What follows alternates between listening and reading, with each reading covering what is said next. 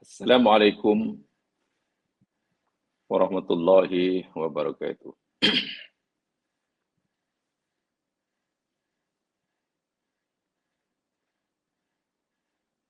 Innal hamdalillah nahmaduhu wa nasta'inuhu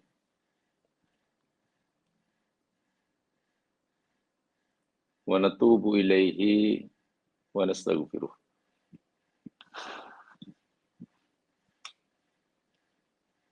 Wa na'udzu billahi min syururi anfusina wa min sayyiati a'malina. May yahdihillahu fala mudilla lahu wa may yudlil fala hadiya lahu. Asyhadu an la ilaha illallah wahdahu la syarika lah wa asyhadu anna Muhammadan abduhu wa rasuluh. Allahumma salli ala Muhammad wa ala ali Muhammad.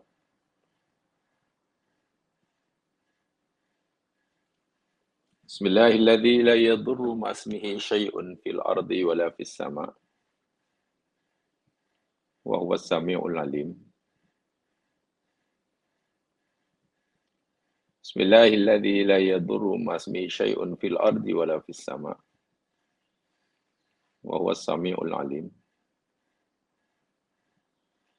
Bismillahilladzi la yadurru ma'asmihi syai'un fil ardi wa la fis sama' wa huwas sami'ul alim.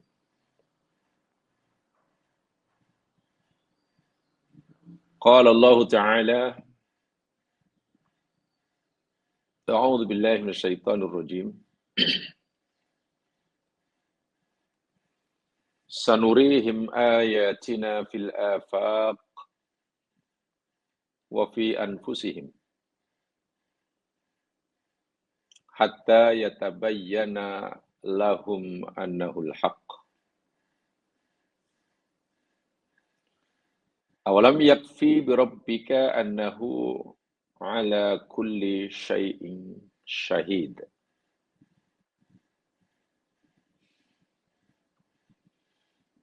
Yang bermaksud, kami akan perlihatkan, kata Allah, kepada mereka, yakni kepada manusia, khasnya kepada orang-orang yang tidak meyakini, mengimani kebenaran firman Allah. Kami akan perlihatkan, akan tunjukkan pada mereka ayat-ayat kami yang ada di cakrawala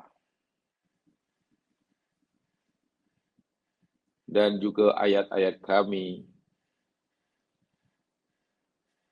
yang kami ciptakan dalam diri mereka.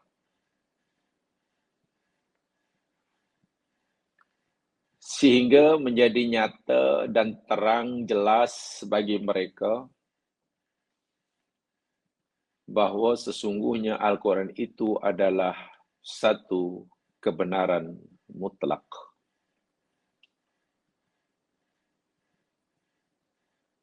Dan tidakkah telah memadai, mencukupi bagi Tuhanmu bahwasanya Dia adalah Maha menyaksi atas segala sesuatu.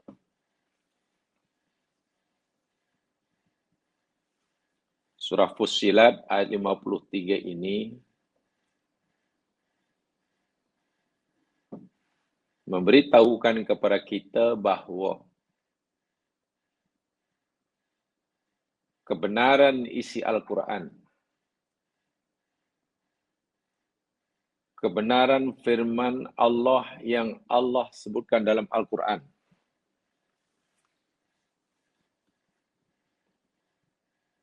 berkaitan dengan apa sahaja, wabil khusus berkaitan dengan rahsia kauniyah,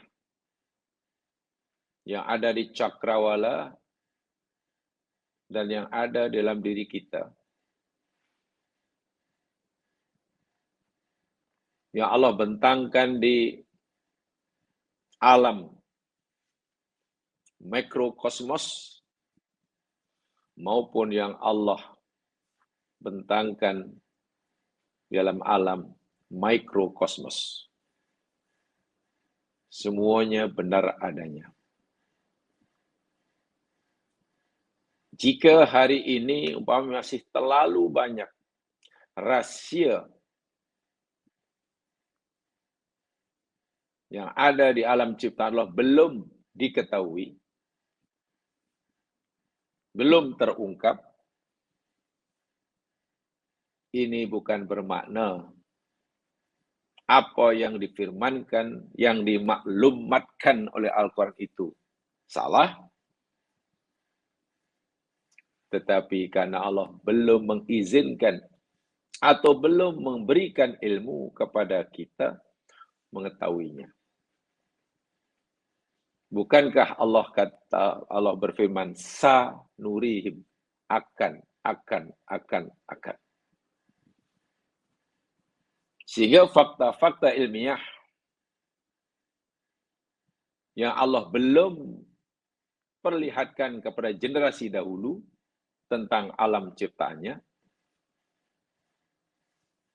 Allah perlihatkan kepada kita hari ini. Dan rahsia fakta saintifik alam semesta yang Allah belum beritahukan pada kita hari ini, Allah akan perlihatkan kepada generasi selepas kita. Begitu seterusnya. Sanurihim, hingga kiamat. Bolehlah disimpulkan, sesiapa saja yang dihidupkan oleh Allah pada masa yang kemudian, lebih kemudian lagi, lebih nanti daripada kita, yang nanti-nanti, berpeluang mengetahui jauh lebih banyak tentang rahsia ciptaan Allah di alam semesta dan juga di dalam diri kita berbanding apa yang kita ketahui hari ini. 100 tahun lagi, 1000 tahun lagi, mereka akan punya peluang besar mengetahui pelbagai rahsia alam ciptaan Allah berbanding apa yang diketahui oleh generasi sekarang. Sehingga, kata Allah dalam ayat tadi, menjadi nyata dan terang bagi mereka yang selama ini mengingkari bahawa yang difirmankan oleh Allah di dalam Al-Quran itu adalah satu kebenaran mutlak. Al-haqqu. Annahu al-haqqu. Bukan hakun saja. Satu kebenaran mutlak. Dan memang begitulah cara Allah, satunya cara Allah hendak memperkenalkan siapa dia. Satu-satunya Tuhan yang berhak disembah, yang tidak bersekutu dengan apa dan siapapun, kepada kita semua. Alam dan ciptaannya sebagai bukti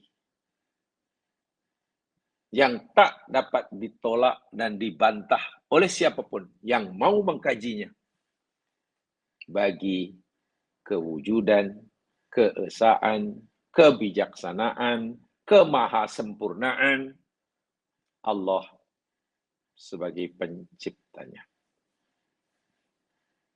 Ini bermakna dengan ayat yang mudah,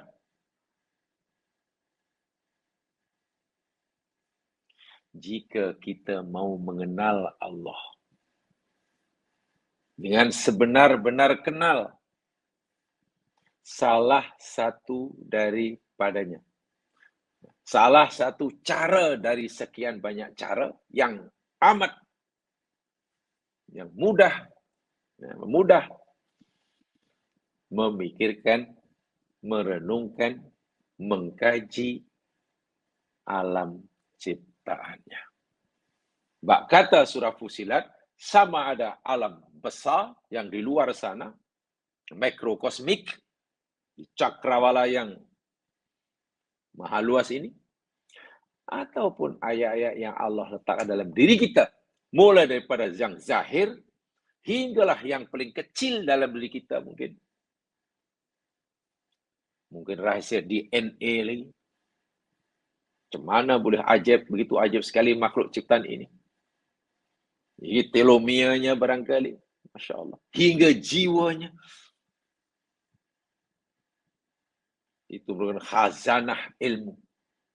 Mengandungi maklumat yang tak terhingga dahsyat dan luasnya.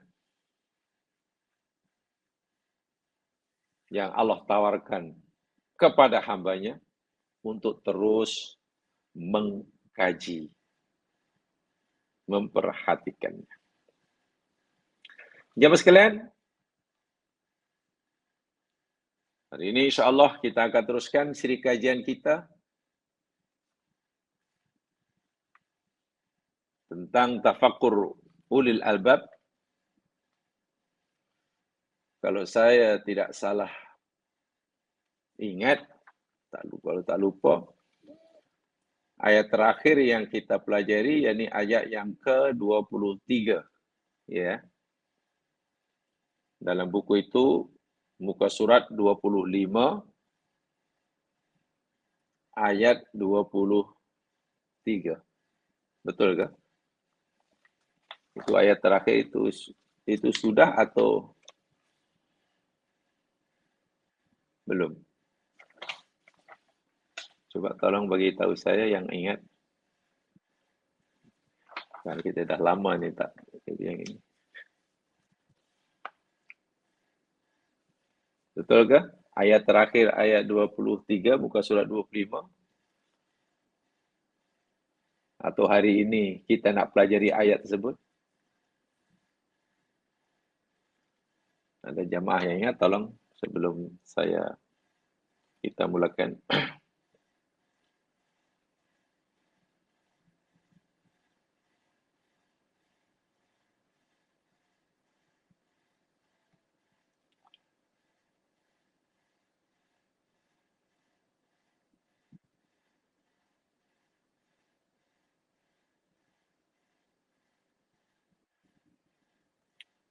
Ya, tolong beritahu.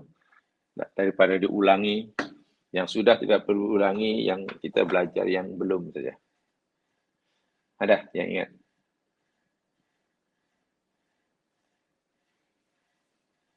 Saudara Imran, ada yang ingat?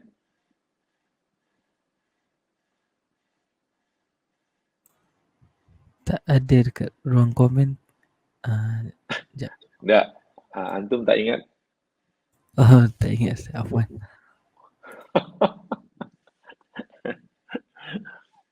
Muka surah 25 ayat 23 kalau tak salah.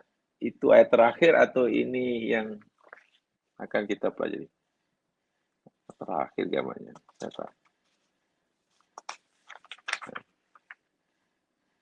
Itu dia apa tuh? Hari ini 30, 24.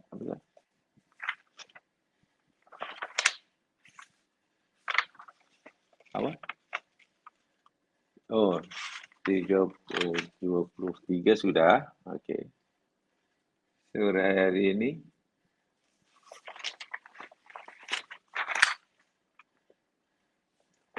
Tiga puluh dua, 24. Ayat 24 ya.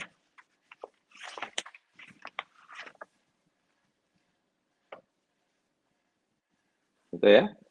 Okey, terima kasih.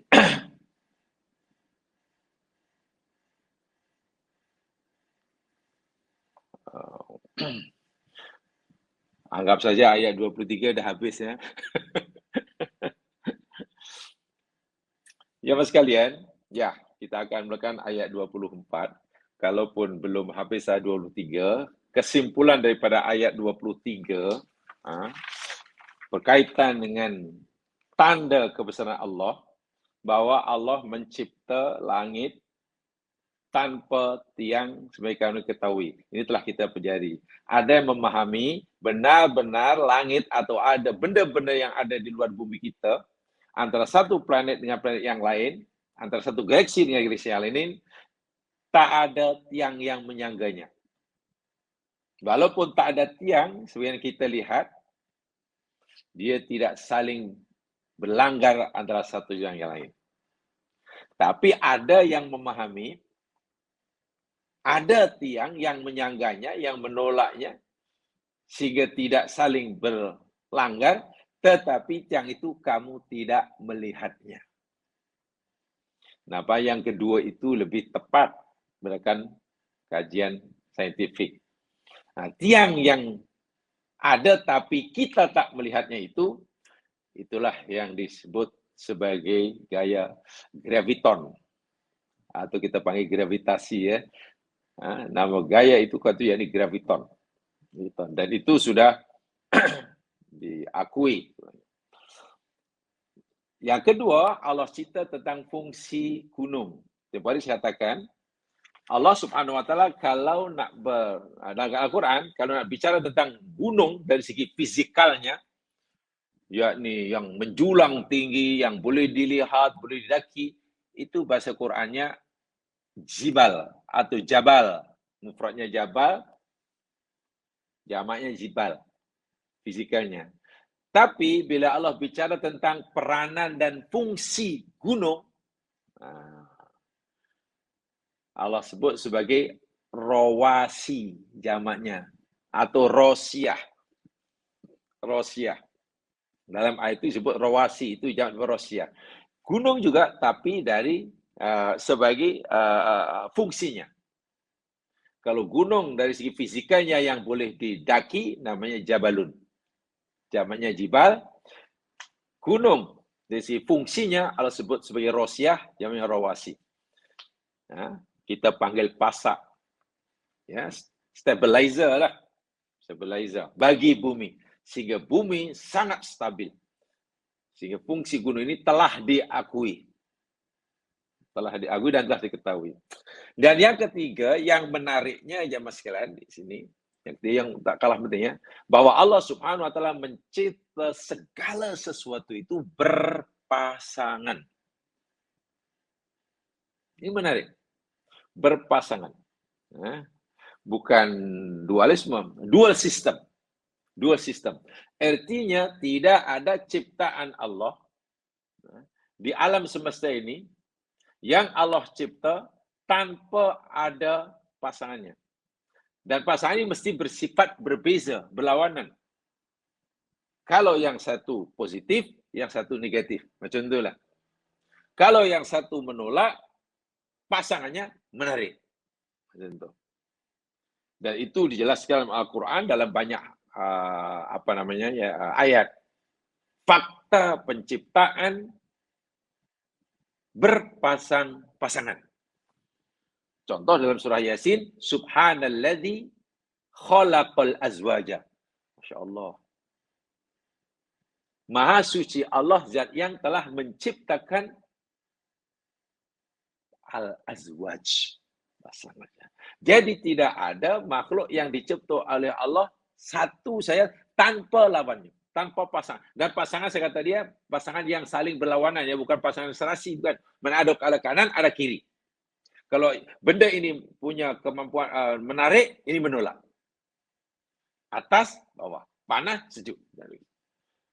Semua berpasangan. Kula mimma tubitul ard. Sama ada makhluk yang Allah ciptakan berupa tumbuh-tumbuhan yang tumbuh di muka bumi. Wa min anfusihim. Dan mungkin ciptaan Allah yang ada dalam diri kita. Ada darah murni, ada darah putih, darah merah. Semua berpasang-pasangan. Adakah itu saja? Tidak. Wa mimma la ya'lamun. Dan daripada apa yang mereka tidak ketahui pun.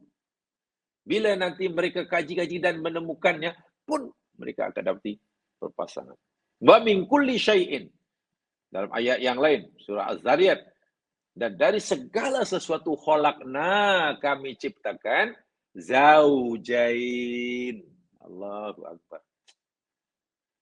La'allakum tadhakkarun. Dan inilah yang pernah kita pelajari, jemaah sekalian, seorang cendekiawan, saintis daripada Inggris, namanya Paul Dirac, atau Paul Adrian Maurice Dirac, telah mendapatkan hadiah Nobel pada tahun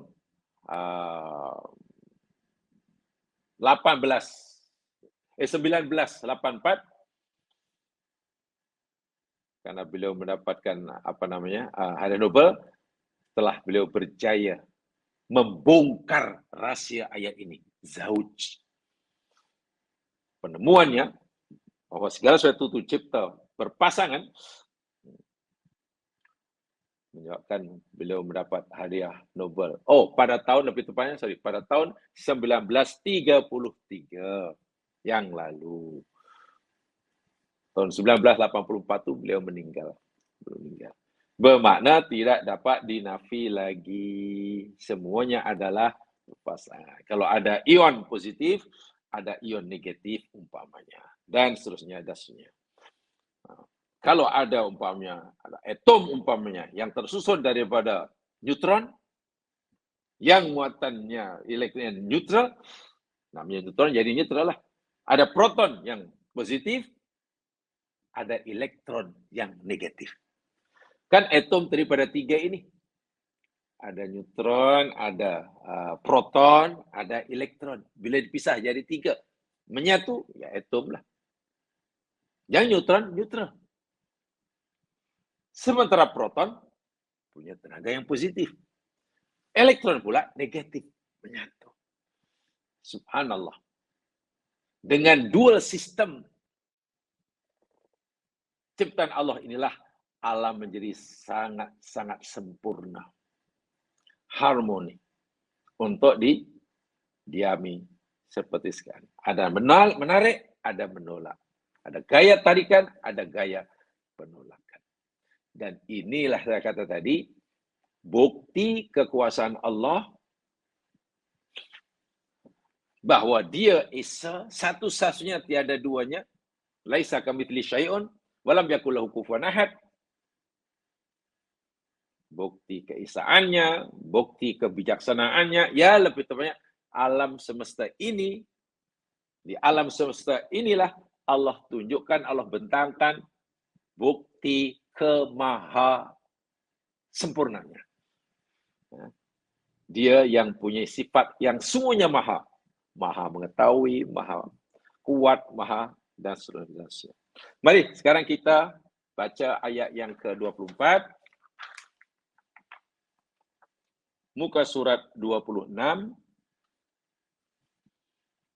Yang mungkin tak ada bukunya, walaupun amat digalakkan mempunyai bukunya, jadi senang, apalagi ini sudah diberi ruangan kosong untuk mencatat yang perlu dicatat. Jadi yang tak ada, atau yang belum ada, katanya, buka muka surat, yang ada buka surat 26 ayat 24. Yang tidak ada, lihat surah As-Sajdah, bermula ayat yang keempat. Surah yang ke-32, ayat 4 hingga 6. 4, 5, 6. Mari kita pelajari sama. A'udzu billahi minasy syaithanir rajim.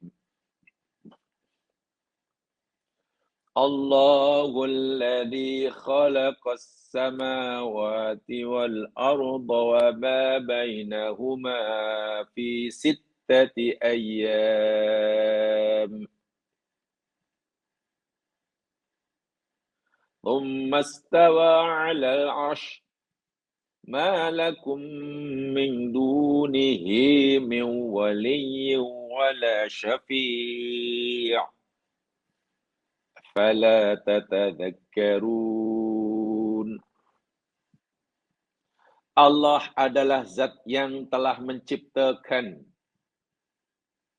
beberapa langit dan bumi dan apa yang ada di antara keduanya dalam 6 ayam.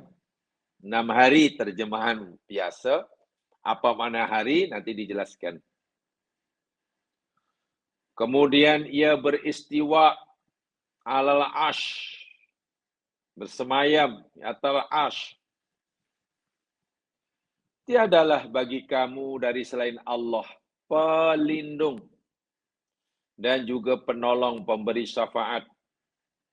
Maka tidakkah kamu mengambilnya sebagai peringatan? Yudabbirul amra minas samai ilal ardi thumma ya'ruju ilaihi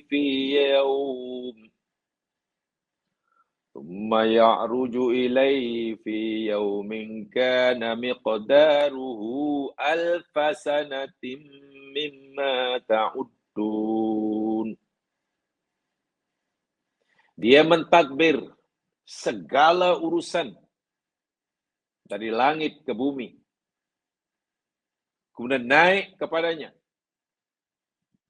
Dalam satu yaumnya adalah kadarnya sama dengan 1000 tahun menurut perhitungan kamu. Dzalika 'alimul ghaibi wasyahadah. Dzalika 'alimul ghaibi wasyahadatil 'azizur rahim. Itulah Allah. Zat yang maha mengetahui yang gaib dan yang nyata. Dia maha perkasa. Dia maha mengasihani. Jamaah sekalian, lagi sekali ayat ini menuntut kita untuk lebih bersungguh-sungguh menggunakan nikmat akal fikiran, otak, tafakkur. Bahwa ayat ini wajib kita yakini, wajib kita imani kebenarannya, iya. Saya ulangi. Bahwa ayat ini wajib kita yakin kebenarannya, iman akan kebenarannya, iya, itu wajib. Walaupun mungkin kita belum dapat membuktikannya. Tetapi ayat-ayat sebenarnya tidak hanya menuntut kita, menyuruh kita untuk meyakini kebenarannya karena ia firman Tuhan, firman Allah. Tetapi ayat ini lebih menuntut kita untuk berfikir.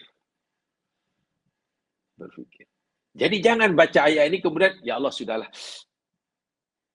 Ya Allah, engkau kata aflatatan, aku beriman aja lah, ya Allah, aku beriman. Saya tak mau pening-pening pikir. Aku yakin apa yang kau katakan betul. Tak boleh.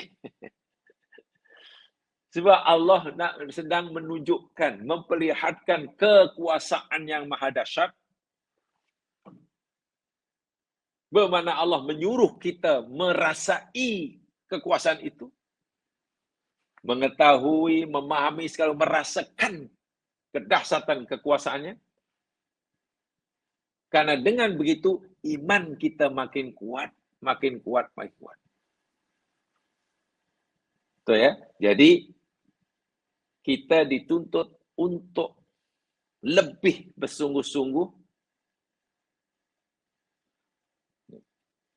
memanfaatkan nikmat pikiran, otak, tafakkur.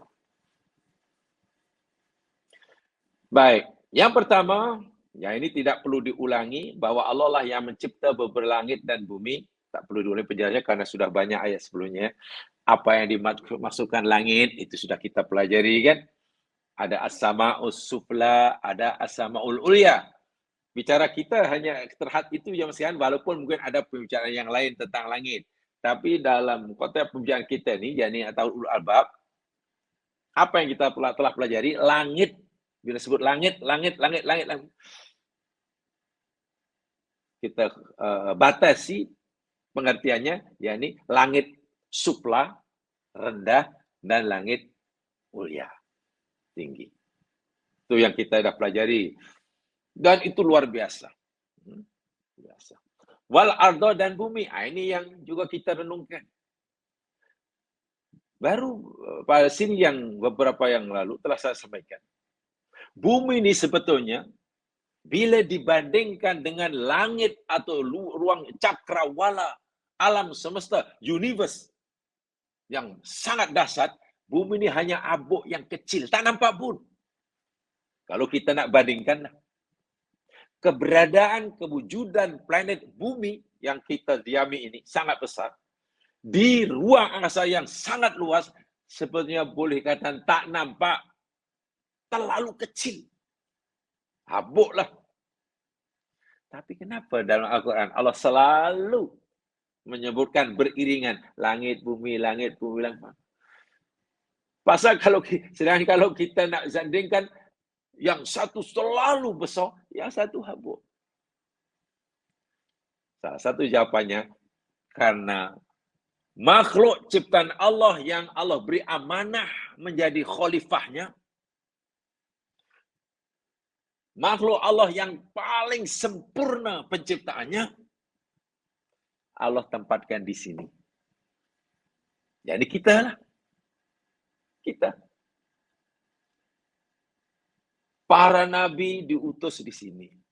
Wahyu Allah semuanya turun ke sini. Malaikat turunnya ke sini. Planet bumi. Pada Lailatul Qadar. Tiap malam.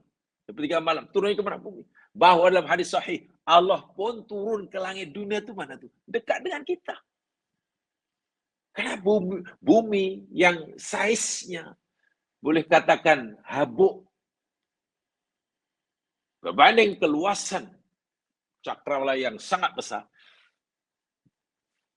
selalu disebutkan oleh Allah. Ya, karena di sini ada makhluk yang paling sempurna, yang diberi amanah oleh Allah untuk jadi khalifahnya, namanya manusia.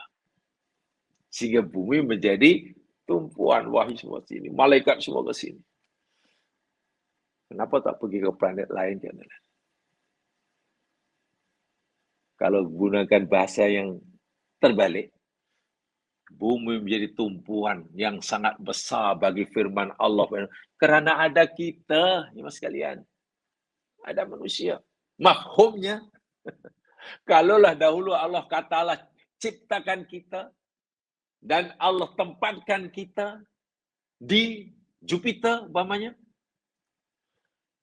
dan Allah lantik kita khalifahnya yakni di Jupiter. Jupiter lah yang disebut. Allahul ladzi khalaqas samawati wa Jupiter. Macam itulah. Ingat, bumi begitu penting kedudukannya.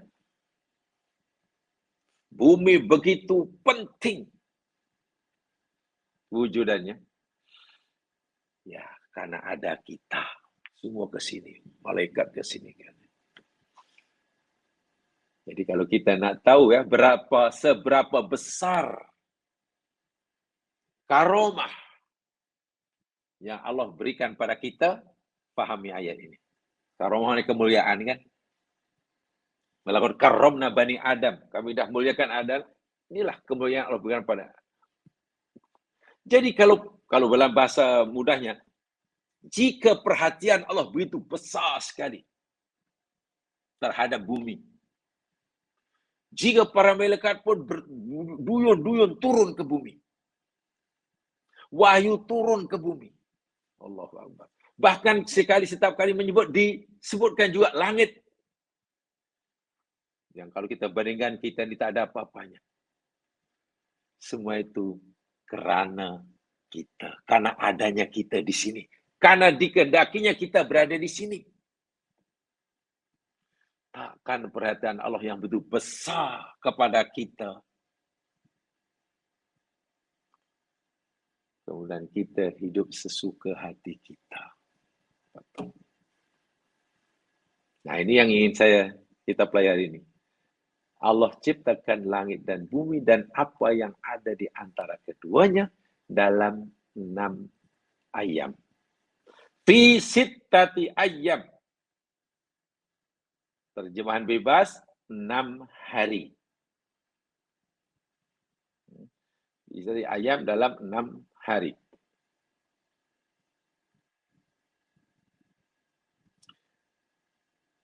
Jamaah sekalian, bukan sekali ini saja Allah memberitahu kita bahwa ia menciptakan bumi langit dan isinya itu selama 6 hari. Di dalam Al-Quran ada 7 kali. 7. Dalam Al-Quran ada 7 kali Allah memberitahu kita bahwa dia menciptakan bumi dan langit dalam 6 ayam. 7 kali. Bukan sekali ini saja. Jamaah boleh rekodkan.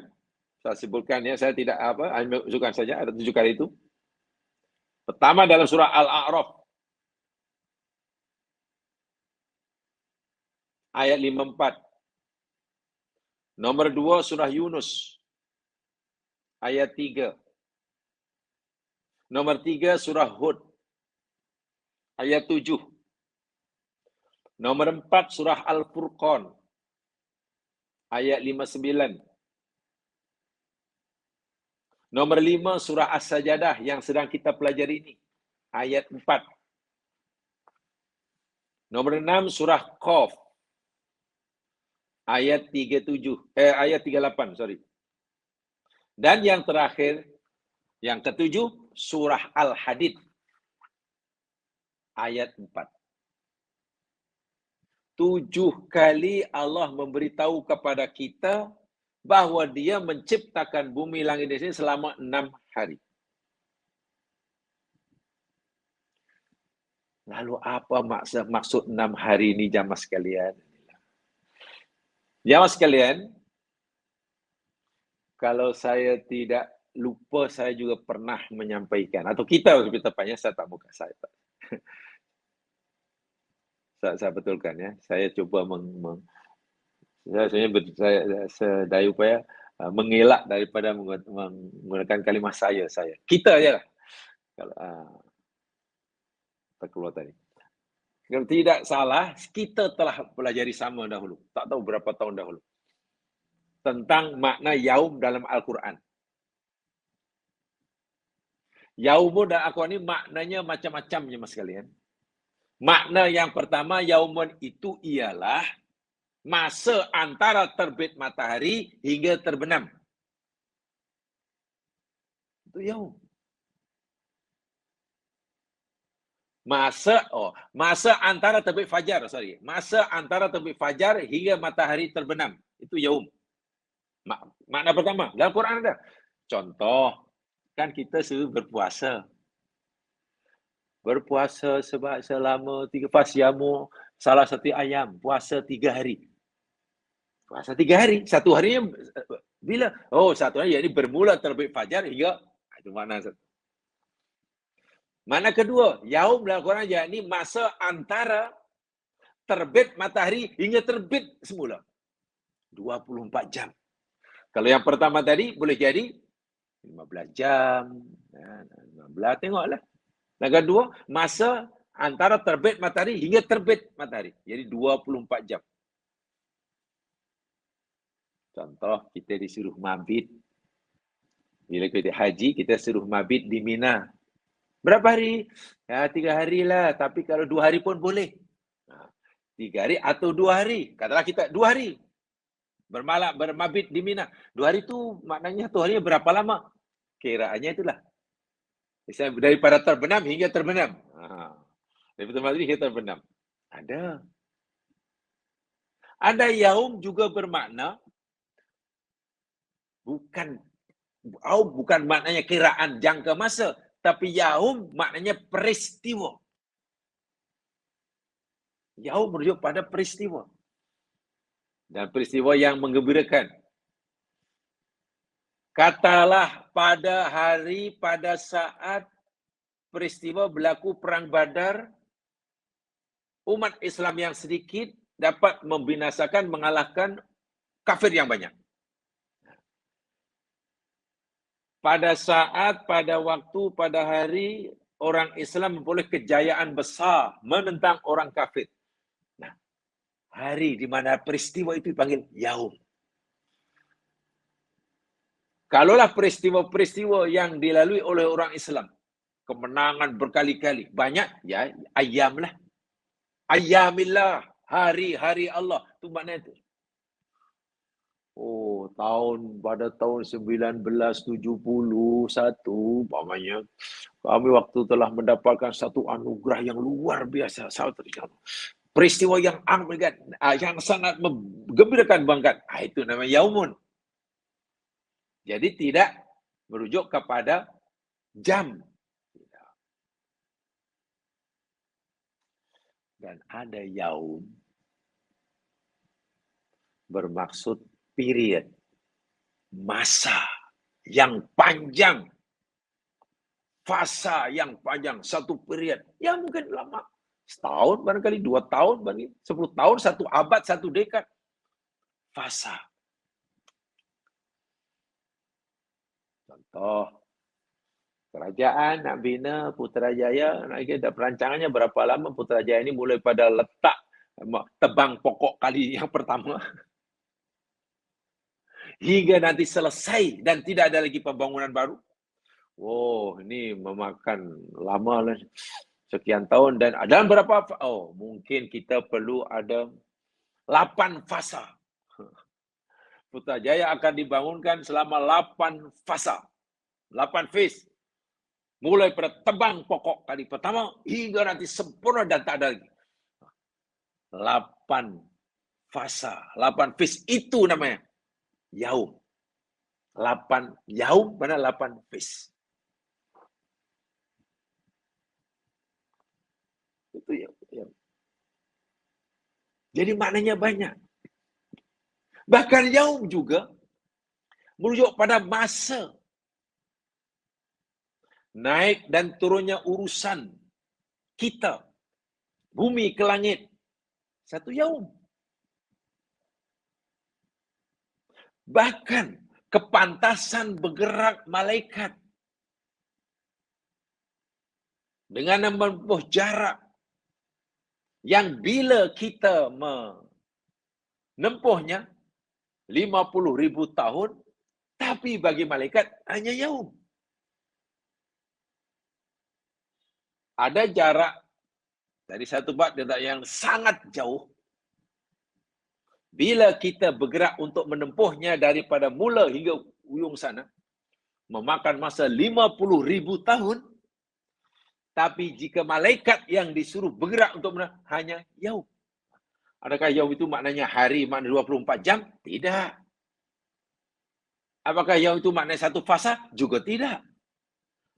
Yaum mungkin maknanya saat, menit? Tidak. Jadi yaumun dalam Al-Quran ini mempunyai makna yang macam-macam. Yakin? Dahulu kita telah pelajari itu ya. Kita telah pelajari. Jadi tolong diingat semula. Nah, kita terus tumbuh kepada ayat ini saja. Allah menciptakan bumi langit selama 6 ayam. 6 ayam.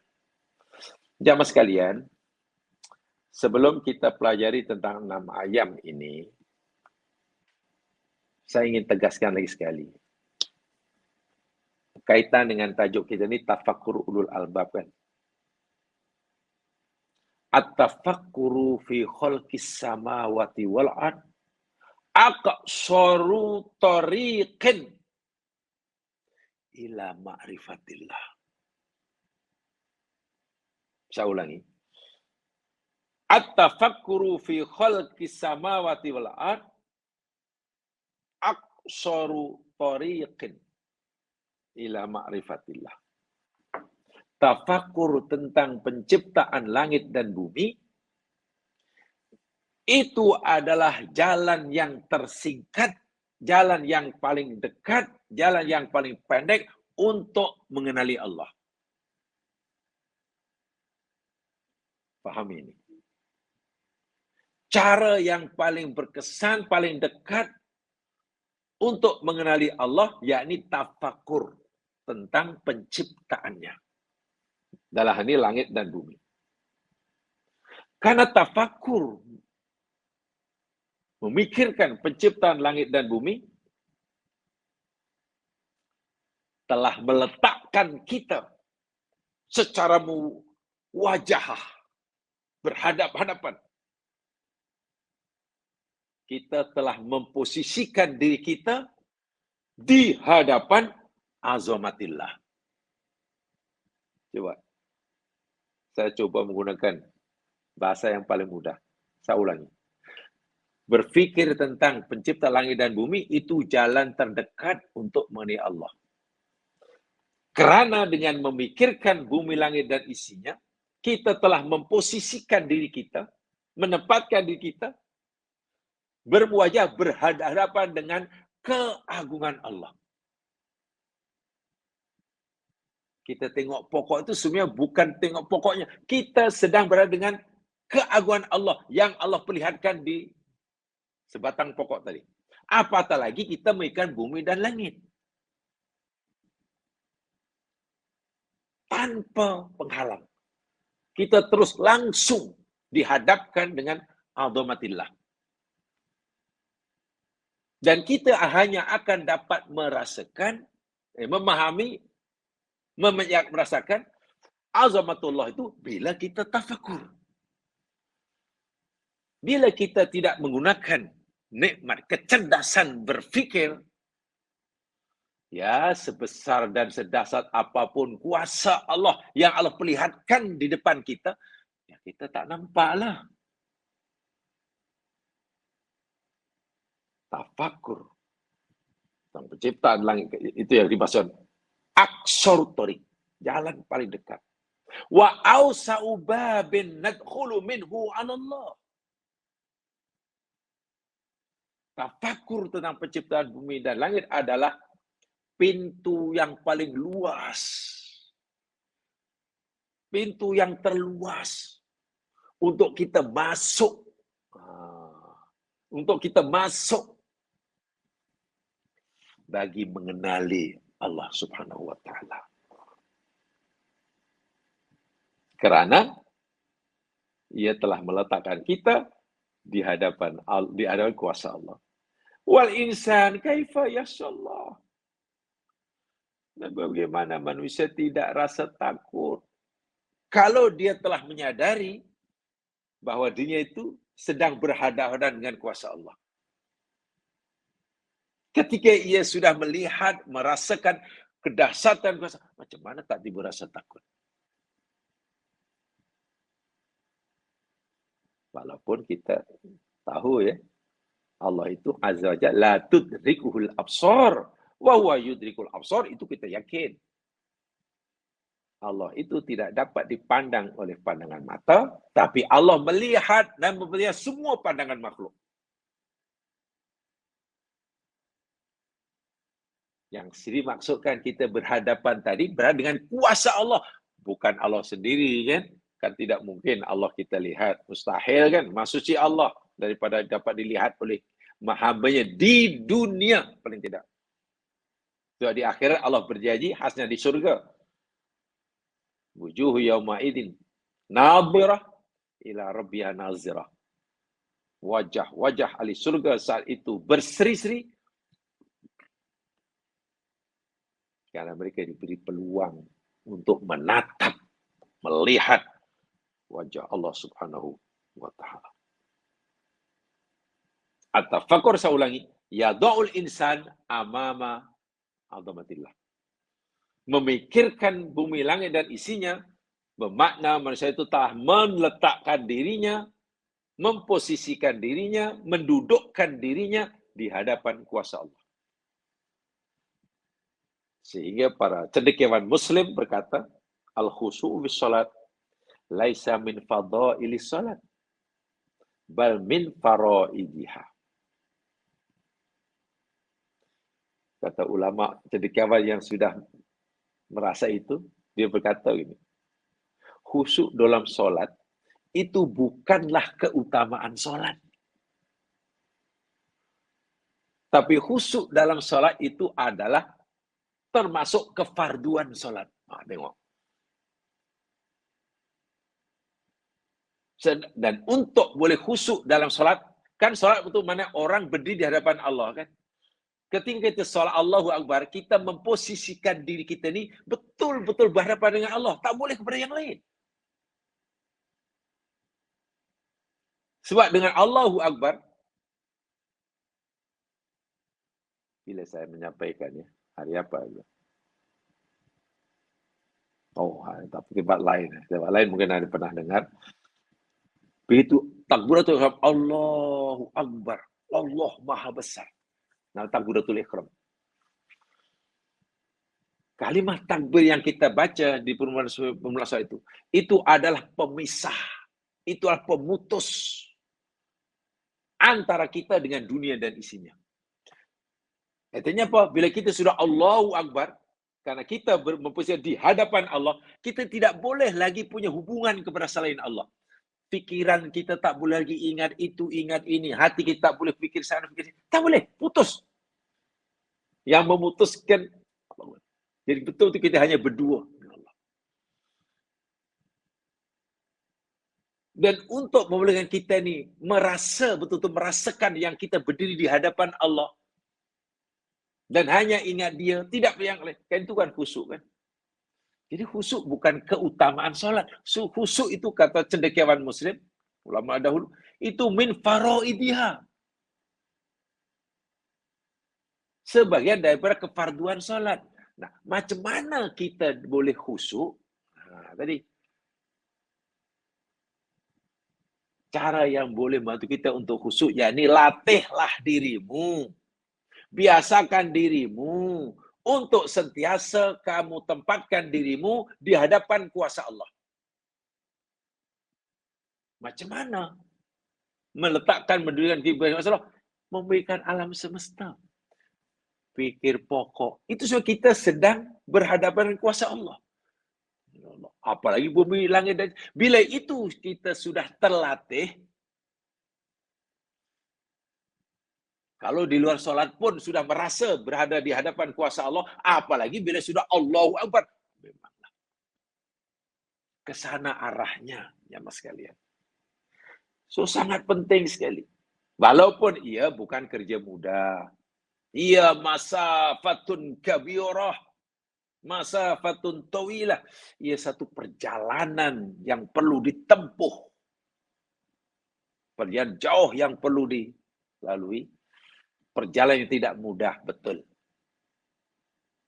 Idza at-tafakkur fi khalqis samawati wal ard aksaru tawkil masalah. Tadi diulang. Karena itulah memikirkan penciptaan langit dan bumi jalan terdekat, termudah untuk kita mengenal Allah Subhanahu wa taala. Wa kullama zdada al-insanu tafakkuran fi khalqis samawati wal ard izdada qurban ilallah. Dan setiap kali manusia itu bertambah tafakurnya tentang ciptaan alam semesta, maka akan bertambahlah kedekatannya dengan Allah yang mencipta. Itu kesimpulannya. Apabila manusia itu bertambah tafakurnya, lebih intens lagi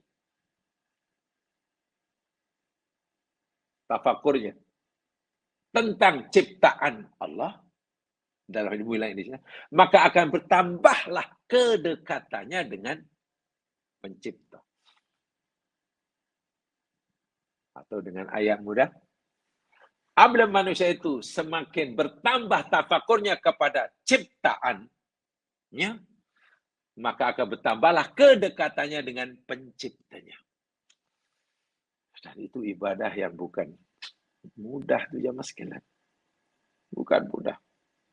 Apatah lagi ya, min dalailin nubuwah. sebagian daripada dalil-dalil kenabian dan kerasulan para nabi dan rasul adalah contoh di antara bukti kebenaran kerasulan Nabi Muhammad, kenabian Nabi Muhammad, bahwa Muhammad itu benar-benar nabi dan utusan Allah. Di antara bukan satu, di antara buktinya al-haqaiq al-kauniyah. Hakikat penciptaan, rahasia-rahasia penciptaan. Kalau dengan bahasa yang mudah difahami bagi dia ini, fakta-fakta saintifik.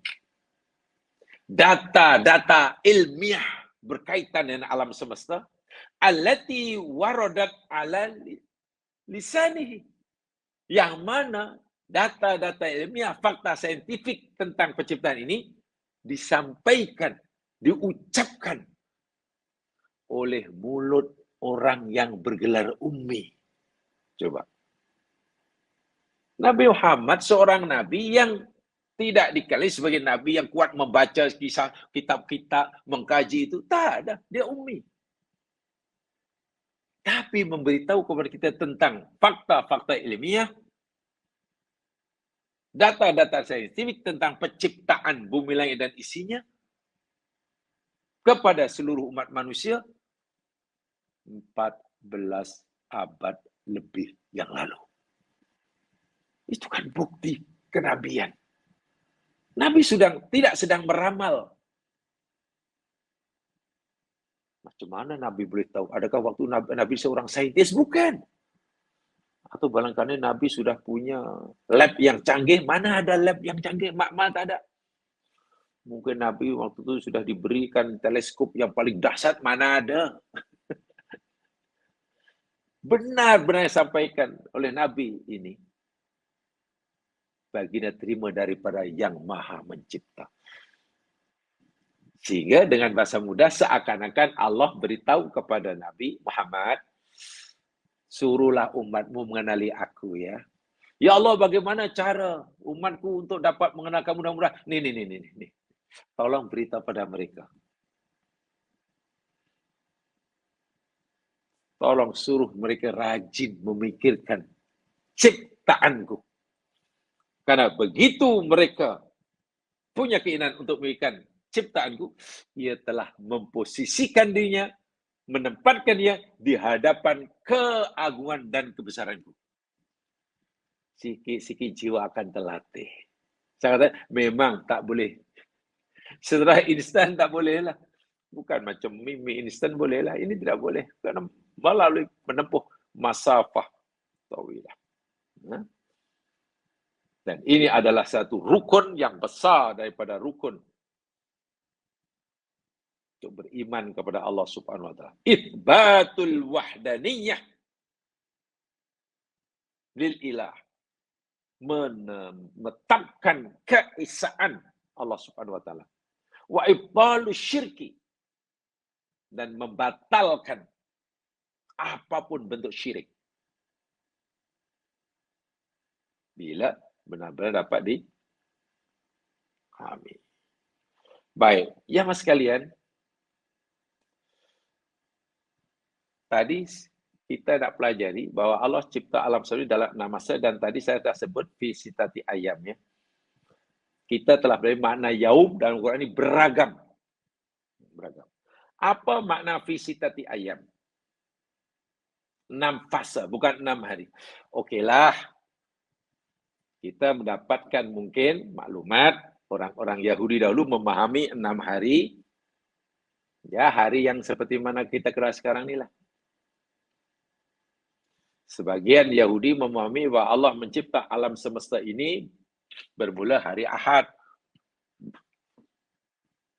Hari Ahad, Isnin, Selasa, Rabu, Khamis, Jumaat. Siap. Hari Jumaat siap. Hari yang ke-7, rehat.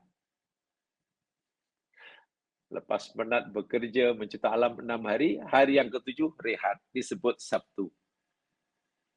Subat bahasa Arabnya, rehat. Orang mereka kata Sabat, cuti.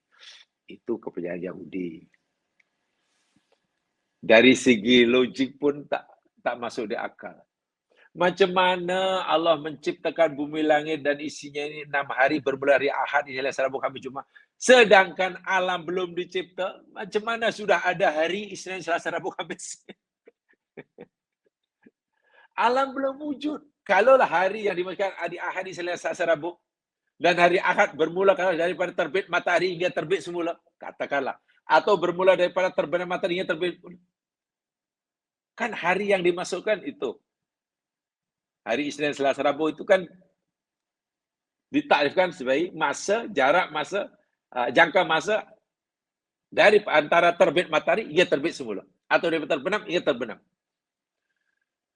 Bagaimana mungkin hari Isnin sudah ada, Ahad, Isnin sudah ada, sedangkan bulan baru nak dicipta. Beliau itu sempat penat pula rehat. Itu tak boleh terima ya. Baik, saya ingin sampaikan ini pendapat ya, maha mengerti Allah Subhanahu Wa Taala. Kita hanya suruh memikirkannya. Ada yang memahami bahwa maksud Allah menciptakan bumi langit di sini 6 yaum, 6 hari itu yakni disebutkan. Ini berdasarkan kronologi ya.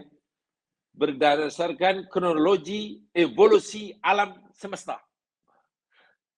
Maknanya alam semesta dicipta oleh bukan dengan kun terus jadi seperti sekarang ini. Tidak. Tapi mengalami satu evolusi. Perubahan secara perlahan tetapi konsisten. Jadi kronologi ayat ini bicara tentang kronologi evolusi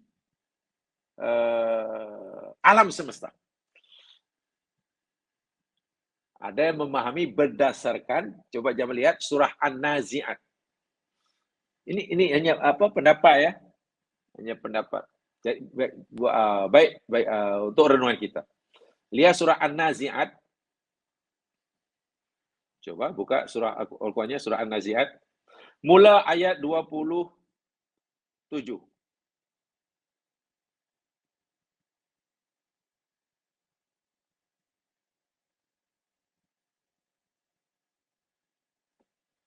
An-Nazi'at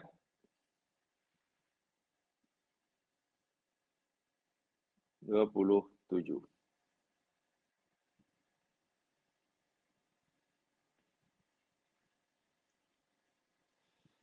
A'udzu billahi minasy syaithanir rajim. A'antum asyaddu khalqan amis sama'u banaha? Adakah kamu, wahai manusia, yang lebih dahsyat ciptaannya, atau langit yang dia telah membinanya? Ayat ini sebenarnya memberitahu kita, jika kita fikir, jika kita fikirkan bahwa penciptaan Allah terhadap diri kita ini lebih dahsyat daripada penciptaan langit, salah. Menurut Al-Quran, menurut Allah, penciptaan langit itu lebih dahsyat daripada penciptaan diri kita. Walaupun kita ni manusia yang sempurna, boleh bergerak, boleh berfikir, jadi khalifah, tapi penciptaan langit lebih dahsyat. Lebih menunjukkan kedahsyatan cipta Allah daripada. Ingat je Mesian, ini kalau kita disebahkan dengan kita ya, sebab bagi Allah hakikatnya sama saja. Bagi Allah semuanya mudah, kun fayakun. Tapi kalau kita nisbahkan kepada kita, kata begini, mana agama yang lebih susah bagi Allah ya? Cipta langit atau cipta kita ya? Atau cipta semut? Oh, jangan-jangan Allah mencipta semut itu lebih susah daripada mencipta kita. Coba cipta kita besar, senang. Nak cipta semut kecil, mungkin susah sikit tu. Mencipta kita mungkin lebih susah kerana kita boleh bergerak daripada mencipta gunung pun. Bagi Allah sebenarnya serupa saja. Kun fayakun. Kekuasaannya mutlak. Tapi bila dinisbahkan pada kita, Penciptaan langit itu lebih dahsyat daripada mencipta kita. Bagaimana prosesnya? Tengok ya, lihat ayat ini. Ini ada yang memahami satu ayam itu berikan ayat ini. Rafa'a samkaha fasawaha. Ayat pertama. Allah telah rafa'a samkaha. Diangkat, ditinggikan, dijauhkan antara satu dengan yang lain. Lalu dia menyempurnakannya. Ini fasa pertama. Fasa pertama yakni berlaku pergeseran yang semakin menjauh antara satu dengan yang lain. Nampaknya ini selari dengan pahaman modern. Semua benda asalnya cantum jadi satu rotqon fafataqnahuma dan surah Anbiya lalu pisah sehingga saling menjauh. Rafa'a itu bukan mengangkat ke atas ya, saling menjauhi antara satu dengan yang lain. Fasawaha lalu sempurna. Fasa kedua apa? Adakah sudah jadi waktu? Belum. Ada berikutnya. Wa aghtasha lailaha. Ia tutup malamnya. Atau ia menjadikan gelap itu sebagai penutup. Atau ia menjadikan gelap itu memenuhi ruangan pada waktu itu. Langit, alam semesta waktu tidak ada cahaya sedikit pun. Isinya gelap gulita. Tidak ada sinar. Wa akhraja duhaha. Lalu dia mengeluarkan duha. Duha itu terangnya. Jangan sekarang duha ini jangan diartikan waktu duha sekarang ya. Bukan. Ayat ini cerita tentang awal kronologi evolusi alam semesta. Bukan duha di sini maknanya waktu duha ketika matahari terbit pukul 8 misalnya, bukan. Ini duha maknanya masa terang. Jadi gelap gulita kemudian Allah ciptakan cahayanya. Dalam penjelasan tafsir saintifik sangat menarik ayat ini. Kalau jamaah ingin jauh baca tafsir saintifik. Itu yang kedua. Selepas itu apa? Wal arda ba'da dzalika dahaha. Selepas langit sudah disempurnakan, kemudian cahaya sudah mulai dicipta oleh Allah, menerangi sebagiannya. Bumi dibentangkan. Tercipta bumi. Kemudian apa? Akhraja ma'aha wa mar'aha. Ia mengeluarkan airnya menjadi keperluan asas. Wa mar'aha dan tempat padang ragutnya. Mar'a ini tempat mengembala jadi pada ragut tumbuh-tumbuhan. Kemudian apa yang terakhir? Wal jibala arsaha. Gunung ganang. Allah pacakkan, Allah tegakkan sebagai stabilizer. Ada yang memahami. Allah menciptakan wilayah 6 hari itu karena ini. Pertama yang diciptakan, langit dipisahkannya, disempurnakannya, satu.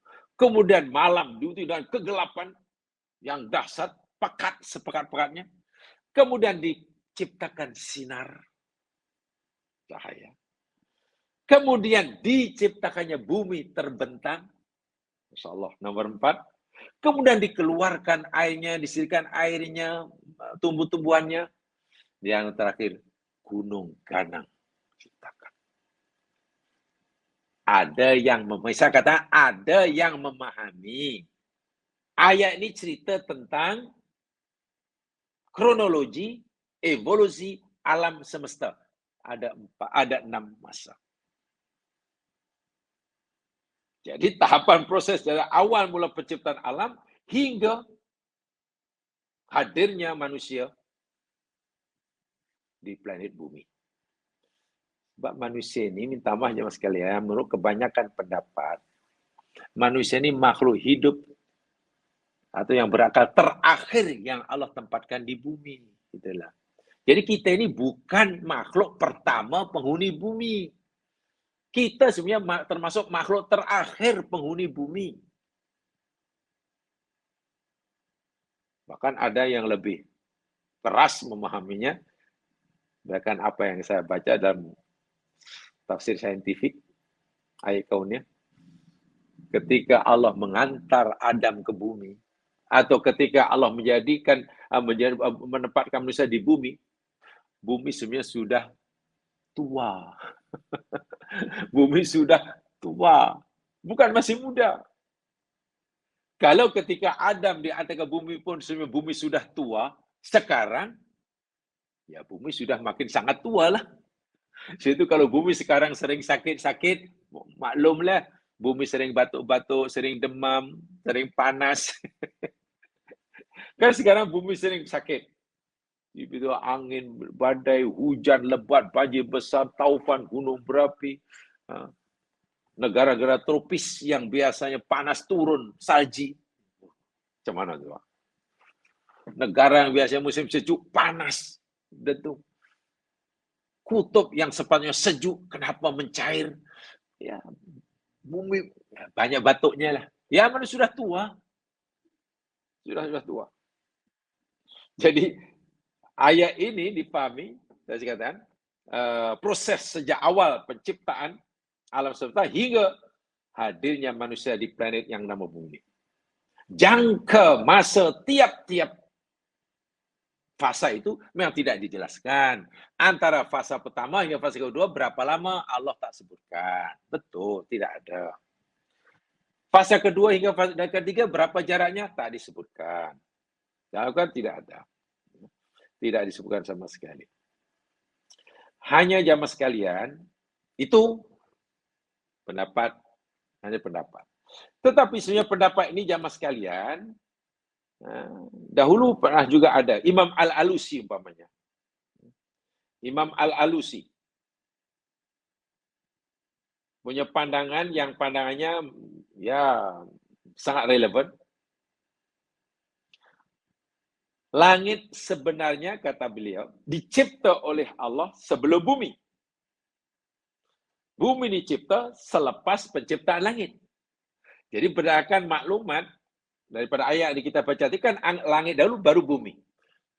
Rupanya Imam Al-Alusi pernah berpendapat begitu. Langit itu sebetulnya dicipta oleh Allah sebelum penciptaan bumi. Bumi dicipta selepas penciptaan langit. So itu baru berlaku penciptaan 7 lapis langit itu. Tentang 7 lapis langit, itu cerita yang lain. Itu yang lain. Pandangan Imam Al-Alusi ini pernah dinukilkan oleh Dr. Said Hawa. Kalau jamaah baca Dr. Hawa di dalam Al-Asatus Tafsir. Beliau menyatakan gitu. Jadi ada. Rupanya bukan hanya ilmuwan kini saja yang berpendapat itu. Ulama Islam, contohnya Imam Al-Alusi yang dikutip oleh Said Hawa pun punya pendapat yang mirip. Kesimpulan awal yang boleh kita berikan bahwa alam semesta dicipta oleh Allah bukan sekali jadi. Jadi firman Allah yang berkata, innama amruhu idza arada syai'an ayyakula lahu kun fayakun, itu adalah dipahami dengan cermat. Jangan kita memahaminya hanya saja urusan Allah, apabila Allah menghendaki dan berkata kun lalu jadi, kun jadi. Tak. Prosesnya sangat panjang. Walaupun ini tidak bermakna Allah tak berkuasa menciptakan sepantas kilat, tak ada. Kalau Allah nak menghendaki kun, terus jadi katalah tumbuhan kun kuasa. Tetapi Allah Subhanahu wa taala tidak menghendaki terciptanya apa yang dicipta itu sekali jadi. Kun jadi. Wujud gunung. Wah, ribuan tahun baru muncul gunung di situ. Batu belian. Berlian. Itu apakah muncul dari awal terus jadi batu belian yang mahal? memakan jutaan tahun. Minyak bumi yang kita keluarkan menjadi bahan bakar untuk kendaraan untuk itu. Apa dengan kun? Tiba-tiba di situ ada perigi dan telaga minyak. Berjuta tahun. Jadi mana kun jangan diartikan macam mantra. Terus jadi fase agak lama. Sehingga hari ini pun yang silat. Sesungguhnya kronologi evolusi penciptaan semesta masih berkembang. Ada yang dahulu tidak ada, sekarang ada. Yang dahulu tidak ada, sekarang ada. Yang sekarang ada, mungkin tidak ada lagi. Ada yang baru. Dan ini dibuktikan dengan kajian saintifik bahwa alam semesta akan terus berkembang. Ada ciptaan-ciptaan baru yang terus berkembang. Sehingga apa makna ayam itu menjadi makin berkembang pemahamannya. Sebagai contoh, saya bacakan proses kejadian bintang-bintang baru. Yang salah satu pemahaman mana langit yang di luar kita yakni bintang, bulan, planet-planet itu. Terus sahaja berlaku walaupun kejadian bumi sudah sampai ke tahap kesempurnaannya. Bumi kita sudah mencapai tahap kesempurnaannya. Namun begitu, bintang-bintang yang ada di luar kita, planet-planet yang ada di luar kita, galaksi yang ada di luar kita nih akan terus berkembang, mengalami ada penciptaan baru yang baru wujud. Sebagai contoh umpamanya, pada 7 hari bulan Januari tahun 2000, belum lama, baru 23 tahun yang lalu. 7 hari bulan Januari tahun 2000 yang lalu. Di dalam majalah Science Daily melaporkan bahwa NASA melalui menggunakan teleskop Hubble Space Telescope berjaya mengesan kejadian bintang-bintang baru selama ini tidak dikenali. Setelah teleskop Hubble diteropongkan, diarahkan ke seluruh alam, makan masa yang lama, tiba-tiba teleskop menemukan gugusan bintang baru, bukan baru lahir, baru ditemukan, gitulah. Selama ini tak jumpa, kenapa tidak ada di situ? Yang gugusan bintang itu diberi nama NGC 4214. NGC 4214. Galaksi yang berdekatan. Yang sangat jauh. Juga ditemukan galaksi yang paling jauh saat itu. Jaraknya dengan kita, bumi kita ini, 13,7 billion tahun cahaya. Maknanya cahaya galaksi itu baru dapat dikesan dari tempat kita tinggal setelah 13,7 billion tahun. Di mana tempatnya itu? Ini bermakna ketika galaksi tadi ditemukan kewujudannya, sebenarnya bukan galaksi saat itu. Ia galaksi 13 billion tahun yang lalu. Maha dahsyat sungguh. Sekarang sudah berada di mana? Karena sinar pun terpaksa menempuh masa, memerlukan masa selama 13 billion tahun untuk menembusi, menjangkau jarak. Dan kita tahu sinar punya kepantasan 300.000 kilometer sesaat. Bila 300,000 km saat, makna 2 saat, Sina sudah boleh bergerak 600,000 kilometer. 3 saat, 1 minit, 1 jam berapa? Dah tak mampu nak, tak ada kalkulator yang mampu mengiranya. Habis kalau 1 tahun, dah berapa jauh? Kalau 1 bilion, sekarang 13.7 bilion. Ada aja. Itu belum ketika teleskop dihadapkan, kajian-kajian ini terus mengamati, memonitor tentang adanya bintang-bintang yang mati dan juga bintang-bintang yang lahir. Mana-mana ada letusan bintang yang dahsyat. Namanya supernova. Bila sudah mencapai umur yang sudah tiba ajalnya, bintang itu akan meletus. Berkecai. Supernova. Dan sekian tahun kemudian, sangat lama, terciptalah black hole.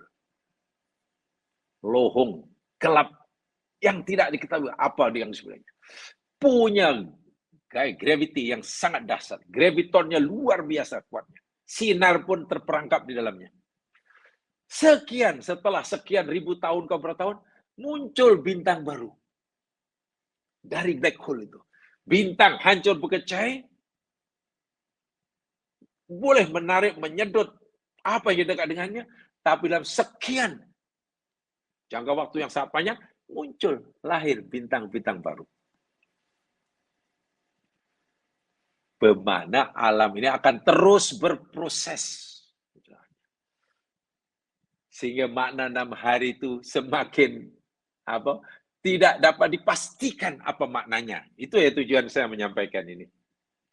Tujuan saya kami akan ini hanya nak memberikan maklumat bahwasanya makna 7 hari itu semakin tidak dapat dipastikan makna sebenarnya. Sebab kalau 7 hari itu diartikan sebagai masa yang terhad, kenapa masih ada lagi akan terus? Subhanallah.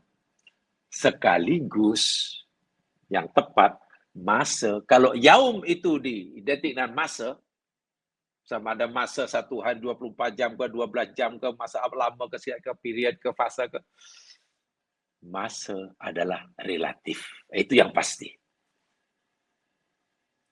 Masa itu sendiri adalah makhluk yang sangat-sangat relatif. Tidak bersifat mutlak. Tidak. Masa bagi kita, 1 hari bagi kita tak sama dengan 1 hari bagi jin. Percayalah. 1 hari di bumi tak sama dengan 1 hari di Marikh. Tak sama. Jarak yang diperlukan oleh kita untuk bergerak daripada Kuala Lumpur ke Johor Bahru, bila kita naik basikal, tak sama dengan masa yang kita perlukan bila kita naik kereta. Tak sama dengan apabila kita naik helikopter. Tak sama apabila kita naik private jet, supersonik. Bagi yang naik private jet supersonik, ya KLJB mungkin beberapa minit dah sampai dah. Tapi jarak itu, sejauh itu KL, kalau kita tempuh dengan naik basikal berapa jam? Berapa hari? Masya Allah, macam mana ya? 10 minit bagi dia sama dengan 10 hari bagi kita. Itu baru di alam yang nyata, pelakunya sama. Itu pun sudah. Apalagi bila cerita tentang masa, bumi dengan yang ada di luar sana, dengan pencipta bumi, mencipta bumi langit dengan mencipta pokok, ya tentulah sangat-sangat relatif. Sangat relatif. Jamaah sekalian, saya ingin mengusurkan yang sekalian, karena ayat ini memang maknanya, karena ini ayat kauniyah. Kaya dengan makna, maklumat maksudnya sangat luas. Sebab itu, saya kena percaya, tidak memadai, tidak mencukupi bagi kita. Saya yakin bila kita hanya ingin mendapatkan maklumat melalui kajian seperti ini. Sebab itu saya amat mengesyorkan tolong jamaah rajin membaca buku-buku yang berkaitan dengan ayat seperti ini. Ramai sarjana Islam jam sekalian yang mentafsirkan ayat Quran dari aspek ilmu-ilmu seperti ini. Insya Allah di sana kita akan mendapatkan tambahan yang lebih besar, akan membuat kita lebih kagum. Tapi saya katakan, berpikir dan ciptaan Allah itu makna kita telah menempatkan, memposisikan diri kita berhadapan dengan kuasa Allah. Itulah, dengan kuasa Allah. Dan itu luar biasa. Luar biasa. Baik, untuk sementara itu saja sampai sekalian. Nanti kita, kesempatan kita akan sambung semula. Yang benar pada Allah jua, silap kelemahan sendiri. Subhanakallahumma bihamdika. Asyhadu an la ilaha illa anta. Astaghfiruka wa atubu ilaik. A'udzu minasyaitonir rajim wal 'asr. Innal insana lafi khusr illa alladziina aamanu wa 'amilus shalihaat wa tawassaw bil haqq wa tawassaw bis sabr. Assalamualaikum warahmatullahi wabarakatuh.